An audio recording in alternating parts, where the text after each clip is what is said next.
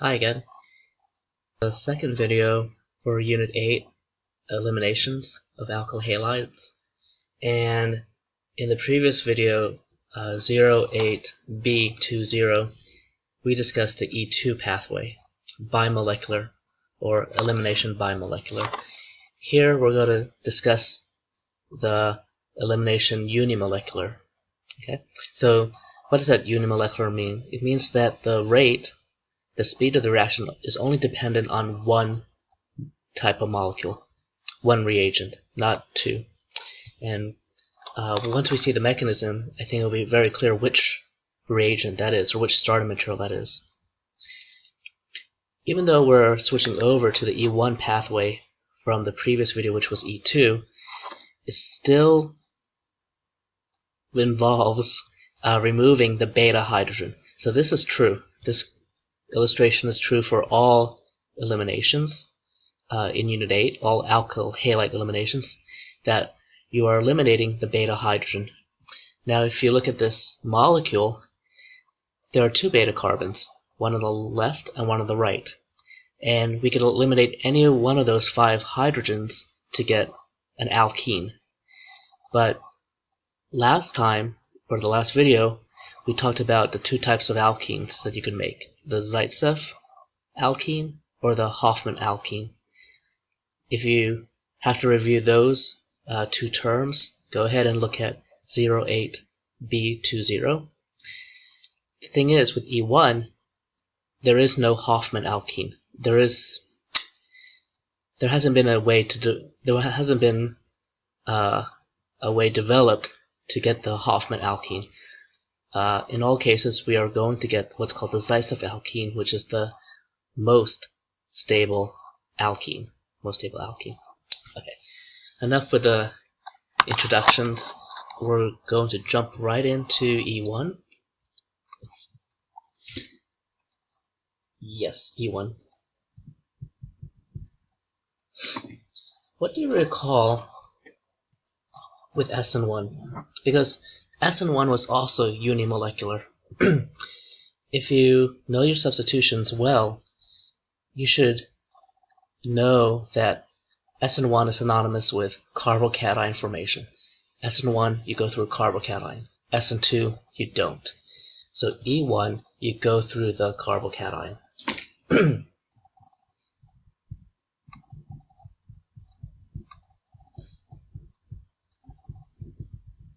What else do we know about SN1? Okay, remember SN1 is nucleophilic substitution, or substitution nucleophilic, unimolecular. Well, in that SN1 mechanism, the leaving group left on its own. Same thing for E1. The leaving group leaves on its own. Okay, so just like SN1, E1 you go through carbocation, leaving group leaves on its own. You can use any alkyl halide to do an E1. It could be primary, secondary, or tertiary. I'm going to pick... Ooh, wait, can it be primary? No. Since it goes through a carbocation, you should not make a primary carbocation. Don't make primary. That's interesting. You normally can't do an E1 reaction with a primary alkyl halide because you don't want to form the primary carbocation. Let me put that down actually.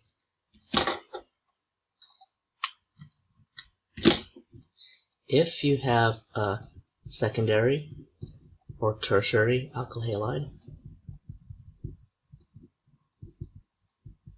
what's the key? Plus a weak base. In the E2 mechanism, we were always using strong base. You're going to have to know how to identify whether your base is strong or weak when you're trying to do an elimination reaction. And if these conditions are met, secondary or tertiary alkyl halide with a weak base, you are going to get the elimination product, the alkene, via E1. Okay, now let's pick a reaction. Man, I'll do this one also. This is familiar because we use the same alkyl halide in the video on E2. But instead of using a strong base, right, we're going to use a weak base. A weak base is typically a neutral base. So what about this? This is going to trip some people up. That's ethanol. And ethanol is neutral. Ethanol looks like this. Okay. Later on in the video, I'm going to show you exactly what I feel trips students up, because some students think that this could turn into ethoxide, and all the oxides you were told were strong bases. But this does not dissociate. It stays as a neutral molecule, and we have ethanol. How does it act like a base? It acts like a base because you have an atom with lone pairs that can grab the proton. What hydrogen are you eliminating? Remember, always, always, always think beta hydrogen elimination. Beta hydrogen elimination. Okay, so here's your alpha, here are your betas. Okay. For my class, I want students to draw all the possible alkenes, okay, between the alpha and the beta. Okay, there's one alkene. We could actually get the cis version of this alkene, so one is cis and one is trans. But besides that, both of these are equal, right? The double bond is on carbon number 2. Carbon number 2. That's as if we remove the hydrogen off of beta carbon 1. So here's beta 1, here's beta 1, alpha, alpha. But if we remove the hydrogen, oh my goodness, if we remove the hydrogen off of beta carbon 2, we have this, right? We're going to have no cis trans here because this carbon has 2 of the same things on it, 2 hydrogens. You can't assign cis and trans for this double bond. So here's beta 2. We're still following Zaitsev's rule. Zaitsev said you're going to form, Zaitsev said that the major product is the alkene that's most stable. Disubstituted beats monosubstituted, but trans disubstituted beats cis disubstituted. This is your major, and it's still the Zaitsev product. Okay, and it's still the major product. You know, if we use a strong base, we would get exactly the same as a result. If we use this strong base, we would get exactly the same result. So what's the difference? The difference is the pathway. The E1 pathway, we have to go through a carbocation. If you practice your E2, okay, you'll realize that it doesn't go through a carbocation. So let me draw you the mechanism.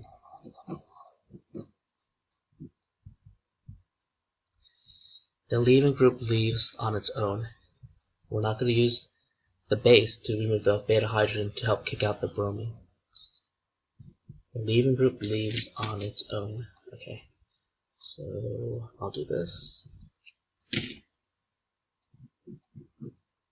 And you form a carbocation, secondary. Doesn't matter whether it's secondary or tertiary. It just can't be primary. That's why I put this note here that you have to use a secondary or tertiary alkyl halide with a weak base to get E1. What happens if you use a primary? When you use a primary, it would have to go through E2, okay? Because you don't want to form a primary carbocation. Which reminds me, I gotta put one disclaimer. Those of you who are learning substitution and elimination all at the same time, you know that this can also be a nucleophile, and you could do substitution.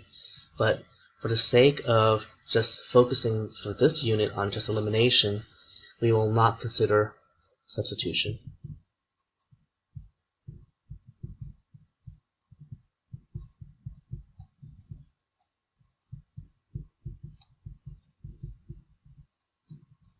Okay. Just focus on the elimination. Just focus on the pathway to give us alkenes. Okay, that was a little bit of a detour. Here's our mechanism. Okay. I want to make the major product, and I gotta remove the beta hydrogen. The beta hydrogen off of a beta 1. You have to draw all the hydrogens off of the carbon that you are taking off the hydrogen from. You just can't draw one hydrogen, or else that will imply that you have a carbocation there, 3 bonds. So once you commit and draw a hydrogen on one of the carbons, you have to draw all the hydrogens on that carbon. And now we need to use the base. The base we're going to use is ethanol. It's not a strong base, it's a weak base. But now that we've waited until the leaving group leaves, this is actually a little more acidic, and it can be plucked off with a weak base. So here comes a weak base. Okay, and then we know how to make a double bond. Okay. Do you see the difference between this and E2? Let me just draw the product first. And again, we were drawing the major product. Okay, so there's slightly different mechanism to draw the major product. Oh, sorry, to draw this minor product, because we would have to rip off the hydrogen off of this beta carbon, the one on the right. Okay, let me find my notes from the E2 and compare them side by side. I usually don't do this, go back and look at the notes from a different video, but do you see how, oh, there it is. Oh, it's pretty awesome that it's at the bottom. Look at the difference. Right, one is E2, let me just label it E1, and one is E1. Right there, side by side. See, the leaving group has to be helped with the E2, and you need 2 molecules to cross a rate determining step. Bimolecular. Over here, there's only, oh no, the rate determining step is where the leaving group leaves, and you only need 1 molecule, unimolecular. And just to complete the analogy, rate equals K based on the alkyl halide, not contingent on the base. So do you see how it's unimolecular? Ah, man. Alkyl halide. Okay. Carbocation for E1, no carbocation for E2. You still get the same product. You still get the Zaitsev product, the major product. Okay. Now for E2, you were taught how to get the minor product using a, I think we called it a bulky base, like a very crowded base such as potassium tert butoxide. Okay, I'm not going to rehash that. We're going to focus on E1. Okay, so there's E1. You can still get the, what is this, the cis isomer, because again, this bond over here is continually rotating. It's just that most of the time it's in this position because it's not bumping into this alpha group. Okay, we wouldn't want, well, it's less stable for the methyl group to be pointing up because it would be closer to this alpha group and bump into it. Just like you know that the cis right here is less stable. Okay. All right, so there's your E1 mechanism. Let me see what else. Oh, yes. E1. Okay.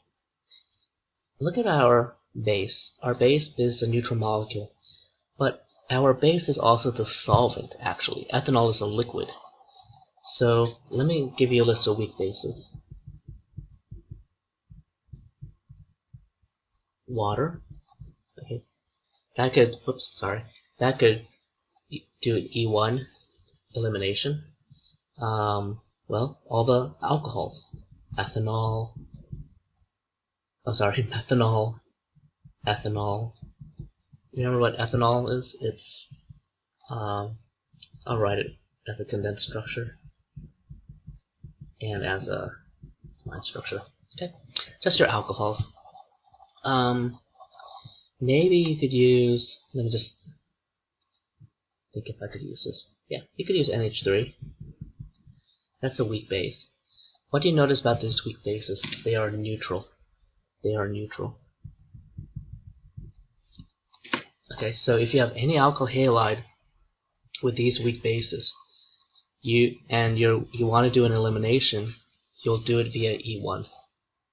Okay, that actually reminds me. When we grabbed this hydrogen, the other product actually is this protonated ethanol.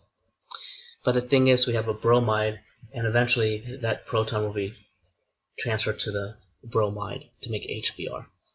But we already made the product, so we're not worried about the rest of the transformations in this process. We have the product already. Okay. But this was the product of the last step because of the protonation of ethanol. Okay. I feel like there's a little bit of confusion between weak bases and strong bases, because if you're going to memorize that weak bases are neutral, what do you think this is? Okay, so this is, well, I'm not going to write it just yet. You buy sodium hydroxide, but in the reaction you actually use just a hydroxide as the base. You got to realize that if you have a group 1 metal, and I'm kind of searching for my periodic table. Let me find a periodic table. Do you realize that for the weak bases, none of these are ionic? Okay? But you know that this is ionic, right? Sodium plus OH minus. And what's troubling to some students is that when they don't see a charge, they forget that the strong base is actually an anion. And let me find it real quick. Okay, yeah, so at the top for group 1, metals. Okay, right, you have lithium, so LiOH, sodium, NaOH, potassium. Those are the 3 that are the main counter ions. It is your responsibility, because it's likely they're going to just draw the reagent as how they buy it from the chemical company. You buy hydroxides normally as sodium hydroxides, but in the reaction they separate, and you get Na plus and OH minus. That's the anionic base. That's an anionic base, and it's strong. Okay, do you see the difference? So here we have H2O, weak. Here we have NaOH, strong, because you dissociate to make the OH minus. Where's the confusion? Where's some other confusions? This is a very, very popular base to use, NaOET. See, look at this. This ethanol right here is molecular. It's not ionic. So all of these weak bases all are non-ionic.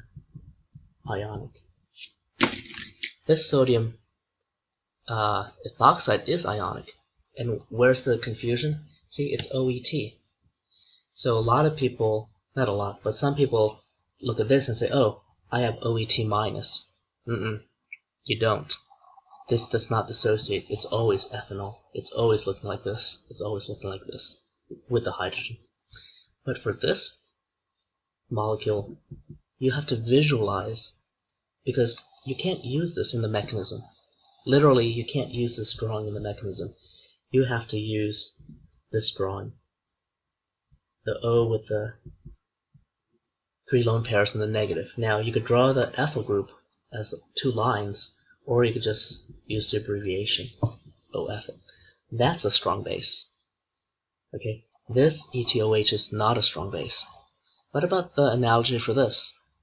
Okay, this is a weak base. How do I make it strong? You remove one of the hydrogens and you make it ionic. You make it NaNH2. What do you have to visualize though? Oh, let me draw the lone pairs here also. Okay, there are 3 lone pairs. For NH2, you have what? NH2 minus. Okay. Do you remember how many lone pairs nitrogen has when it's anionic? Well, it has to fit the formal charge rule to give you a minus charge. That will be 2 lone pairs. Okay. Do you remember how to figure out formal charge? It's the valence electrons minus sticks plus balls.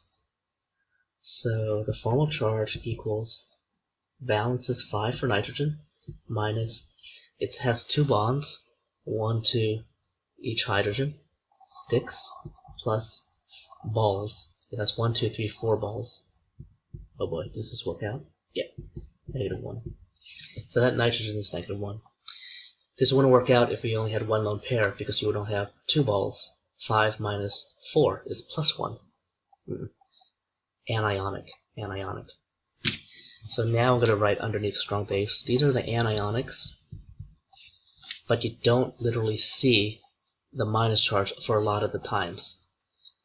Maybe the professor will give you OH minus, OET minus, NH2 minus, but most of the time they are going to give you it as a salt. Now you can replace that sodium with any of these 2, lithium or potassium. Okay, let me take a look at what else was on that cover page. Oh, actually, we have it over here. So elimination. Oh, solvolysis. What do you notice about your E1 weak bases? All your E1 weak bases, and one caveat, we have to make this a liquid. These can also be your solvents. So these are also solvents. These are salts. Right? These are ionic. They're solid. So you would have to dissolve it into solvent. So maybe you would dissolve NaOH into some water, or NaOET into some ethanol, HOET. Okay? But you still, even if you have that solvent, you have a very strong base. So the strong base is going to do what it does. It's going to do the E2 mechanism regardless of what solvent it's in, for the most part. Alright, and man, I almost forgot to do it. So a lot of people call E1 mechanisms solvolysis. Finally, that was the point I was trying to make originally.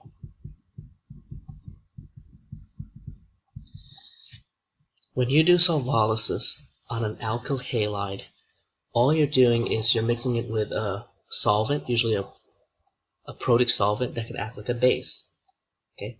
See, there's only one reagent with the alkyl halide. It's this solvent. So it's the solvent and the base. Okay. Solvent and the base. And you saw how this is used as the base in our mechanism right here.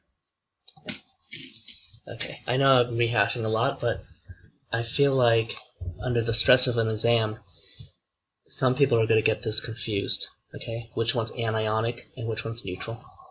So if we zoom out, I was able to get all of this on one page, which is the E1 example, the E1 mechanism, and then a review of what makes a base weak and what makes a base strong. Okay. I do have a couple more minutes, and there's one last thing. It's going to be a review for a lot of you, but I think it's worth it. Why is the anionic strong? Okay. Do I have that down? Review strong base and weak base. Okay.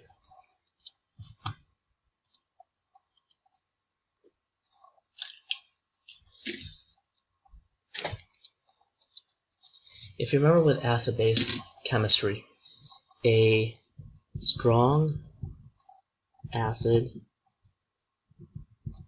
leads to a weak conjugate base. So what else is also true? How about let's do the opposite, but it's still true. A strong base, oh, I like this one. A strong base leads to a weak conjugate acid. Now we have a way to look at the differences between those molecules and figure out whether they're strong or not. Let's pick out what we know as a strong base, hydroxide. Relatively strong, okay? Oh, actually, it's really strong, regardless of what definition you use. That's your base, and let's say you protonate it, and you get the conjugate acid. See, your conjugate acid here has a pKa of 15.5, approximately. But let's use water and think of it as the base. What is its conjugate acid? Its conjugate acid is H3O+. And I'm going to take a guess, because I'm not 100% sure, but I think it's negative. And the pKa, I'm going to say it's -2. Which one's a stronger acid? This is a stronger acid between the two conjugate acids, which means that this is the weaker base.